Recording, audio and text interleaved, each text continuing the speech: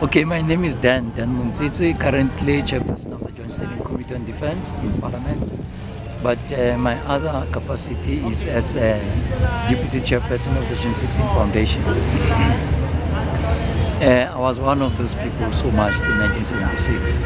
But the June 16 demonstration did not just come, it was organized. I remember on the 12th of June, in fact, in 1975, in December, when we first saw in the Sunday Times a picture of the Minister of Education then, who was indicating that Afrikaans is going to be introduced in the schools in Soweto.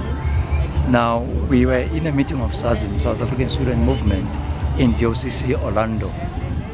Then we didn't think the government was serious about imposing this language in our townships, because the medium that we've been using in the past has been English throughout. History in English, math, science, history in English. Now this obviously was going to be a challenge, and as I said, we did not take it seriously. But come early January, it became very clear when the district inspector, De Beer, began to visit schools in Soweto, convened meeting with the principals and teachers, and also with the school governing bodies, which then were referred to as school boards, informing them that Afrikaans as a medium is going to be introduced. Now we started to coordinate meetings of SASM, and then in Welgespreid in May, we started talking about this issue of Afrikaans as a medium to ensure that we are going to be able to tackle it.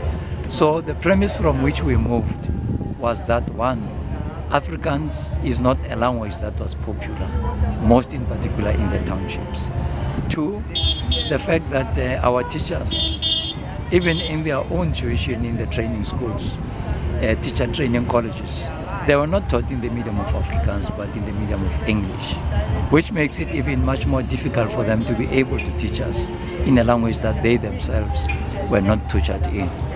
And thirdly, we had an attitude as pupils, and most in particular that young generation, of Afrikaans as a medium. So imposing it obviously would have meant that it is a challenge to the generation of 1976.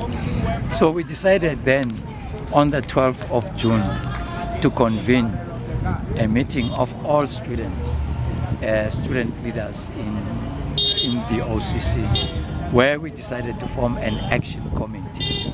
So the chairperson of the action committee at that time was Tsietsi Mashineni, and the purpose of the action committee was to ensure that we coordinate the dissatisfaction around the imposition of Afrikaans as a medium throughout the schools in Soweto. What we had to do was to ensure, secondly, that all the student leaders who were not in the meeting of June 12 were able to get the information, and schools that were not represented are able to get representation.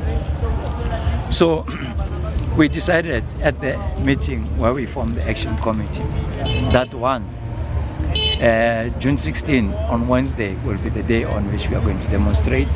That two, the demonstration will be peaceful. That three, placards will be there to indicate what the problem is.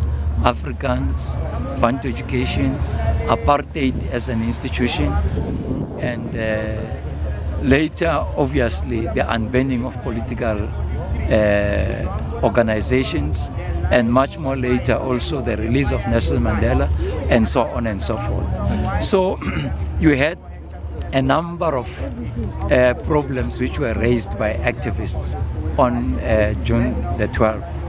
So much as Afrikaans as a medium triggered the problem, the whole spectrum of problems was more or less political. So on the day of the demonstration on 1976, I had also problems to get a taxi to my school, because my school is in Sekamantwane in Sinawane, and I stayed in Deep Kloof in Zone 4. So it means I had to via Bara, and there were no taxis in Bara. But fortunately, I was able to get one taxi person to transport me and take me to school after having explained to him about what is going to happen. And at school, obviously, we were able to inform students about what is going to happen on that particular day. Our parents did not know about it, our teachers did not know, the principals did not know, even the police did not know. It took them completely by surprise. So it was only student activists who know, even the body of students did not know.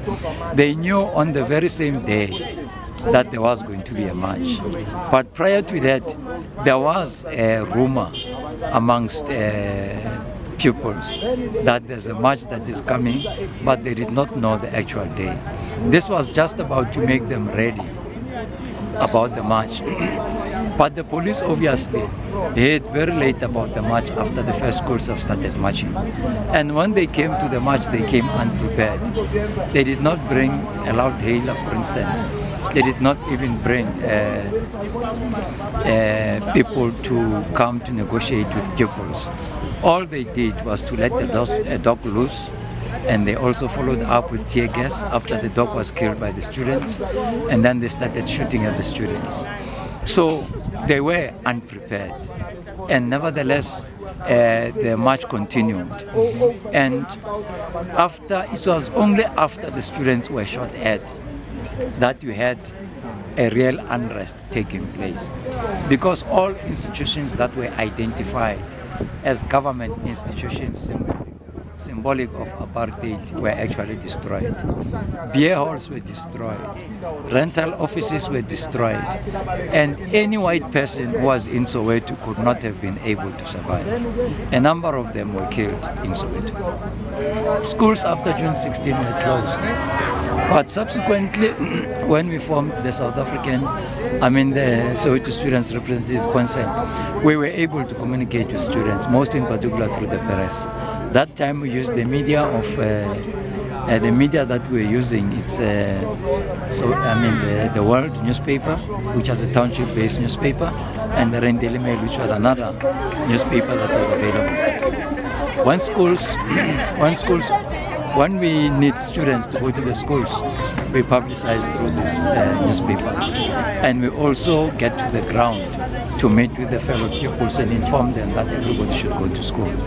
But the impact of all this is that most student leaders who are members of the SSRC, who attend meetings, plan and execute them,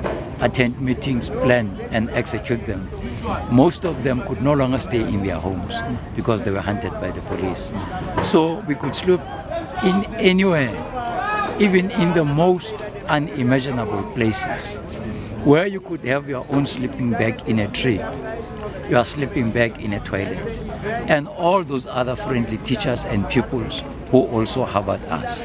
The problem was that with people from the communities who harbored us, they become excited about the fact that they had student leaders who are sought after by the police, and they start speaking in the taxis, in the buses, in the trains, which makes their places no longer safe, because the next day the police would hunt them, you see. Now,